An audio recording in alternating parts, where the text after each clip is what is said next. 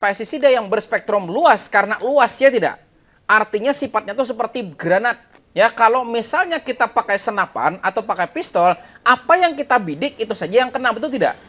Nah, kalau kita pakai granat, plak langsung tembak granat, plak langsung granat. Walaupun di medan perang saat itu yang kita lempar itu ternyata ada kawan kita juga pasti mati.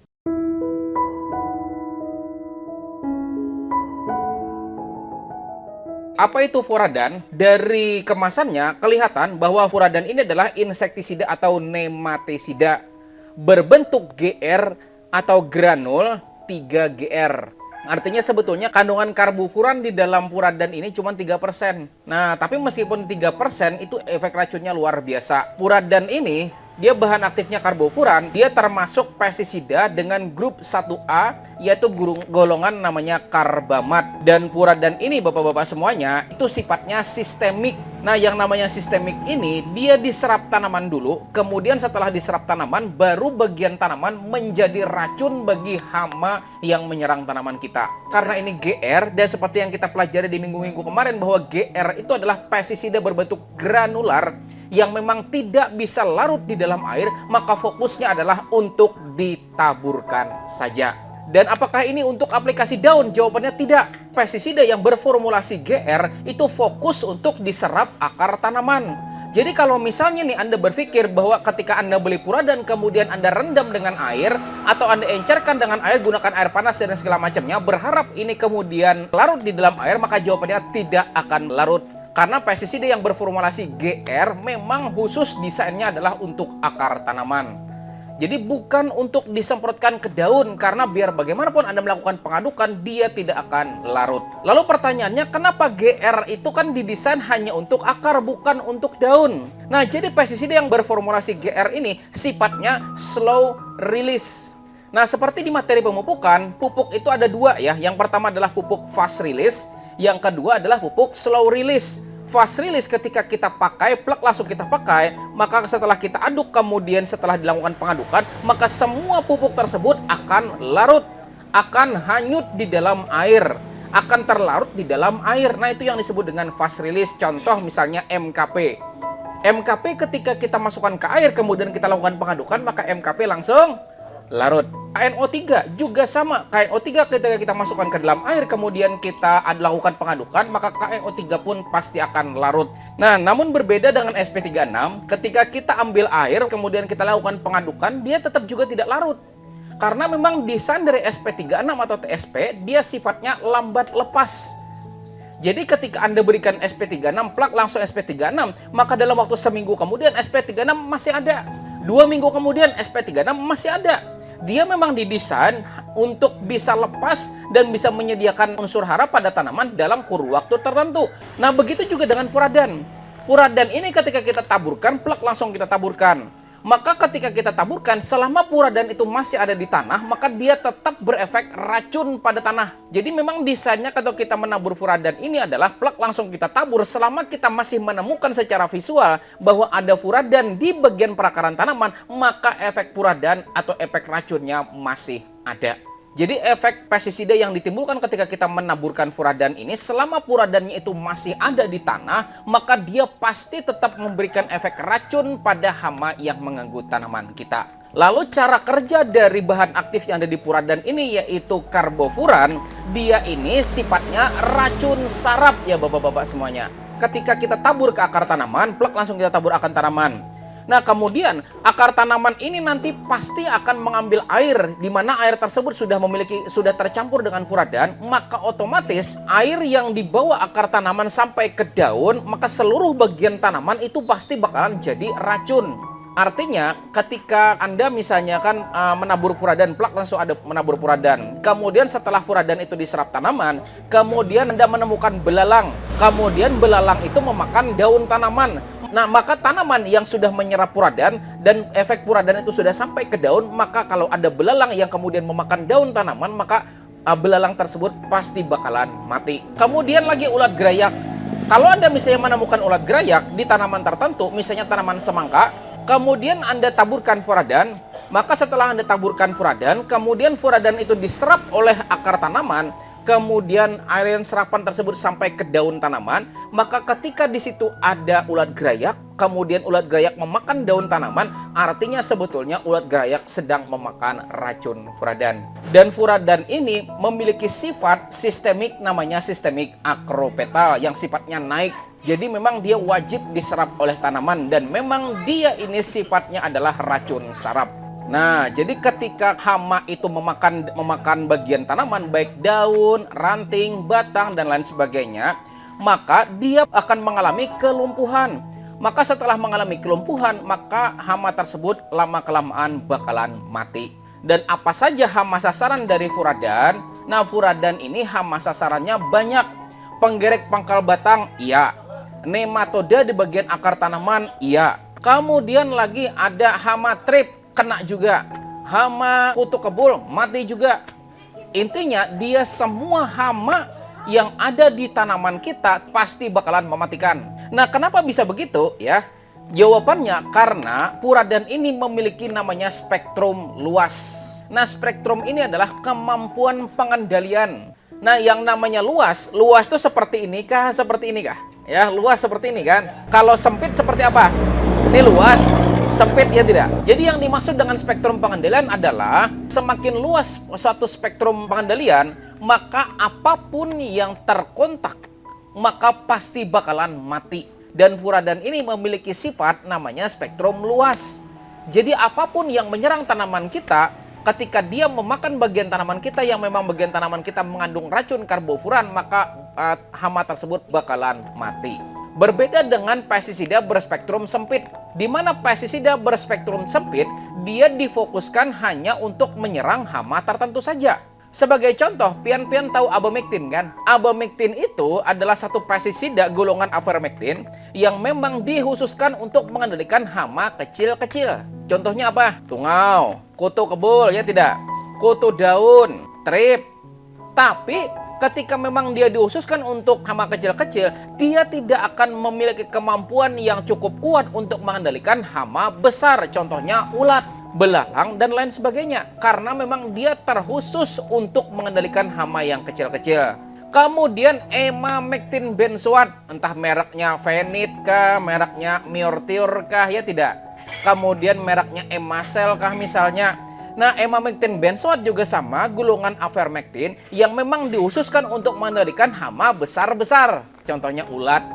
Nah, ya, jadi berbeda antara abamectin dengan emamectin. Jadi meskipun mirip-mirip kan abamectin, emamectin, dua-duanya beda. Ulat penggerek misalnya, kemudian ulat gerayak misalnya. Nah, itu memang khususnya adalah menggunakan emamectin.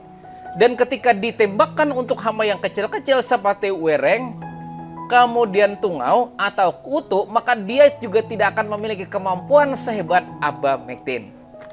Nah, jadi kayak gitu. Itu yang dimaksud dengan pestisida berspektrum luas atau berspektrum sempit. Nah, sedangkan furadan ini spektrumnya luas. Apapun yang memakan tanaman kita, baik memakan bagian atau mengisap bagian tanaman kita, maka otomatis dia pasti bakalan terdampak. Tetapi juga ada resikonya, di mana pestisida yang berspektrum luas, karena luas ya tidak, artinya sifatnya itu seperti granat. Ya, kalau misalnya kita pakai senapan atau pakai pistol, apa yang kita bidik itu saja yang kena, betul tidak? Nah, kalau kita pakai granat, plak langsung tembak granat, blak langsung granat. Walaupun di medan perang saat itu yang kita lempar itu ternyata ada kawan kita juga pasti mati. Nah, itu begitu. Jadi kalau dianalogikan, kalau pestisida berspektrum sempit tadi itu ibarat seperti senapan. Senapan itu apapun yang kita bidik, maka itu saja yang terkontak, itu saja yang bakalan mati. Sementara kalau yang berspektrum luas ini ibarat granat.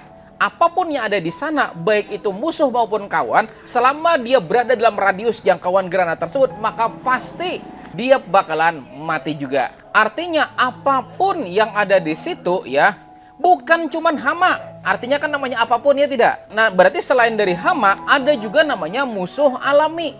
Musuh alami juga ketika berada di sana dan kemudian terkontak, maka musuh alami pun juga pasti bakalan terdampak. Jadi ketika yang berada di sana bukan hama yang menyerang tanaman kita, tapi juga ada musuh alami, maka pasti musuh alami juga pasti bakalan terdampak. Artinya musuh alami juga pasti mati. Nah, kemudian pertanyaan, kalau ke padi bagaimana furadan ini? Jawabannya bisa, tidak apa-apa, bisa. Nah, tetapi ada risikonya. Nah, jadi tahun 2009, ini kasus kebetulan saya mengalami gitu kan, 2009. Jadi di desa binaan saya waktu 2009 itu ada petani yang pagi harinya dia nabur furadan di padi, plak langsung nabur furadan di padi. Tiba-tiba setelah beberapa jam kemudian ada bebek mencucur. Siang harinya, kemudian tetangga yang melihat ternyata ada bebek yang sudah hampir sekarat, itu geger. Wah, geger kan udah mau mati ini. Tidak.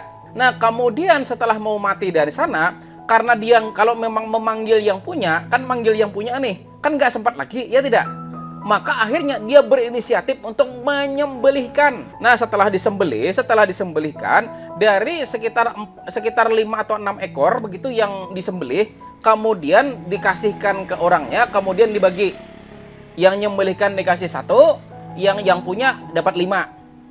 Kemudian malam harinya dimasaklah di dalam panci, dibikinlah sop bebek.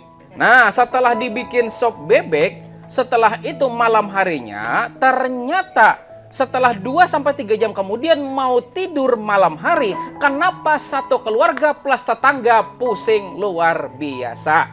Dan pada akhirnya berakhir menginap di puskesmas. Jadi hati-hati, pestisida yang berspektrum luas di sini, apapun yang kena, yang memakan di sana, dia juga mati. Nah, sekarang silahkan pian-pian semua lihat di gambar yang saya bagikan. Lihat di gambar. Jadi yang dimaksud dengan panah, ya panah ini artinya dia ketika terkontak oleh orang ini, maka dia pasti bakalan terdampak. Sebagai contoh, ketika yang memakan itu hama sasaran bakalan mati. Kemudian yang di bawah di sini, musuh alami. Ketika musuh alami memakan, maka musuh alami juga mati. Atau musuh alami ada di sana, juga musuh alami bakalan mati. Kemudian ada ikan atau ternak, misalnya Anda tabur, plak langsung Anda tabur. Kemudian setelah Anda tabur, ternyata di sana ada ikan, bakalan mati. Kemudian ada ternak, seperti yang saya contohkan tadi, ada bebek. Bebek yang ketika mencucur di sana, kemudian bebek kemakan furadan, maka bebek juga mati. Dan termasuk manusia, ya kan? Manusia yang mengira ini biji selasih, nah juga ikut game over. Dan bahkan di beberapa negara, pestisida yang berbahan aktif karbofuran sudah dilarang penggunaannya. Kenapa? Karena ketika digunakan sembarangan oleh petani, takutnya berdampak negatif pada lingkungan dan lain sebagainya. Nah, jadi hati-hati dalam penggunaannya. Maka dari itu sebetulnya kenapa ulun berikan penyuluhan di sini supaya pian jangan asal dalam pemakaian furadan. Lalu pertanyaannya, bagaimana sebetulnya cara yang bagus kita menggunakan furadan di sini, ya tidak? Nah, seperti yang saya bilang tadi, furadan adalah pestisida yang sifatnya slow release. Artinya selama masih ada furadannya di sana, dia pasti akan memberi efek racun, betul tidak? Maka artinya kalau memang Anda mau menggunakan pestisida berbahan aktif karbofuran di sini, saya lebih menyarankan hanya digunakan pada fase vegetatif saja. Nah, lalu mungkin pertanyaannya, kekuatan reaksinya sampai kapan? Selama Anda masih menemukan ada furadan di tanah, itu pasti keserap tanaman terus. Jadi gini, kalau memang sudah ada wereng, kemudian kita tabur furadan, maka sebetulnya sangat terlambat. Seharusnya baru kelihatan yang kecil-kecil, wereng kecil-kecil, baru tabur. Kalau sudah banyak, itu nanti keduluan werengnya yang memakan. Karena ini kan sifatnya sistemik, bukan kontak. Sama seperti obat hijau sama obat kuning, ya tidak? Obat hijau, ya kan? Atau herbisida kontak, begitu kan, ketika terkontak hari ini, sore kelihatan, ya tidak? Tapi obat kuning atau herbisida sistemik, ketika kita semprot hari ini, mungkin 3-4 hari baru kelihatan, ya tidak? Lalu pertanyaannya bagaimana cara menggunakannya, ya tidak? Nah, jadi kalau kita mau menggunakan furadan ini boleh ditaburkan berbarengan dengan pupuk. Baik untuk tanaman pangan, misalnya kita mau memupuk urea, ya tidak? Maka urea, silakan ambil urea. Kemudian kita taburkan, kita ambil furadan ini. Kemudian kita taburkan. Jadi ini untuk penggerek batang. Di sini tulisannya per hektarnya sebanyak 25 kg. Kemudian hama putih, hama pelipat tulisannya sebanyak 12,75 per hektarnya. Jadi 12 hampir 13 bungkus per hektar. Jadi kalau misalnya nih Anda mau antisipasi penggerek batang atau ujar kita ulat pasak, Maka ketika Anda mau penaburan pupuk urea, misalnya ambil urea, kemudian tambahkan ini sebanyak 25 kg. Anda campur, kemudian Anda taburkan langsung. Maka Anda langsung nabur pupuk sekaligus nabur pestisida berbahan aktif karbofuran. Dan tujuannya di sini adalah untuk hama jenis ulat. Jadi ketika misalnya si Rama-Rama, ya tidak, Rama-Rama ini naruh anaknya di daun. Anaknya kemudian akhirnya menggulung daun, ada kan? Nah setelah mulai menggulung daun, kemudian nanti mulai masuk. Nah anaknya itu pertama dia mulai ngutili daun. Dia mulai makan-makan daun, makanya kadang daun putih-putih, ada kan? Nah kemudian setelah daun berputih-putih, lama-kelamaan ulatnya ini bakalan turun, masuk ke dalam batang. Setelah masuk dalam batang, bagaimana cara dia masuk? Pasti bikin lubang dulu. Nah, setelah dia bikin lubang masuk ke dalam tanaman, maka dia lama-kelamaan akan masuk sehingga menjadi namanya penggerek batang, ulat penggerek batang. Makanya itu, dengan kita tabur furadan di sana, ketika si Rama-Rama atau kaper ya, atau kupu-kupu putih ya tidak, itu sudah menaruh naruh anaknya di daun. Kemudian setelah naruh anaknya di daun, kemudian si ulatnya di sini mau masuk dan kemudian makan batang tanaman padi kita untuk masuk, maka ulat penggerek batang pasti bakalan mati juga. Nah, lalu bagaimana kalau misalnya sudah kena? Apakah bisa kita tabur furadan? Jawabannya bisa ya, bisa tidak. Bisa kalau dia belum turun. Karena begini, seperti yang kita jelaskan di minggu kemarin, ini kan kada hadir. Nah, bahwa setiap dia beberapa senti dia turun, dia pasti memotong batang, ya tidak? Kan kelihatan kan kita praktek minggu kemarin batangnya ada yang putus ya tidak? Di dalam tanaman. Jadi kalau sudah memutus nggak bisa lagi. Tapi kalau baru masuk, dia baru masuk kelihatan berputih-putih. Tapi belum muncul batangnya yang putih. Tapi kalau batangnya sudah putih nggak bisa lagi. Apalagi sudah malainya putih nggak bisa lagi. Nah itu jadi 25 kg untuk rekomendasi penggerek batang. Boleh dicampurkan dengan pupuk, biar Anda sekaligus mupuk juga Anda memberikan pestisida berbahan aktif karbofuran. Kan kadang urea sekali penaburan bisa sampai 3 karung atau 150 kg ada. Ada yang bahkan 200 kg per hektar ada. Ada yang 100 kg per hektar. Maksudnya di sini dibarengin dengan pemupukan tanaman padi tersebut. Jadi kalau Anda misalnya memupuk tanaman padi Anda dan rekomendasinya sekali pemupukan 100 kg saja, maka ini ambil 25 kg ditabur dengan 2 karung urea. Nah, seperti itu. Kalau ternyata rekomendasinya 200 kg atau 4 bantal ya tidak. Nah, maka silakan di sini dicampurkan 4 bantal urea atau 200 kg urea tersebut dengan 25 kg ini. Silakan Anda aduk-aduk, kemudian silakan lakukan penaburan. Dan berapa lama efeknya? Selama Anda misalnya menyasar tanaman padi, kemudian Anda masih menemukan ada furadan di sana, maka efek furadan masih tetap ada. Kalau misalnya Anda 14 hari menemukan ternyata masih ada, berarti sebetulnya furadannya masih ngefek. Kalau misalnya lagi cuacanya apalagi kering ya tidak. Nah, kalau kering ini bisa sampai 30 hari. Kalau ada airnya, ini bisa mungkin sekitar 2-3 mingguan. Nah, kemudian bagaimana dengan penaburan per tanaman? Kan begitu ya tidak?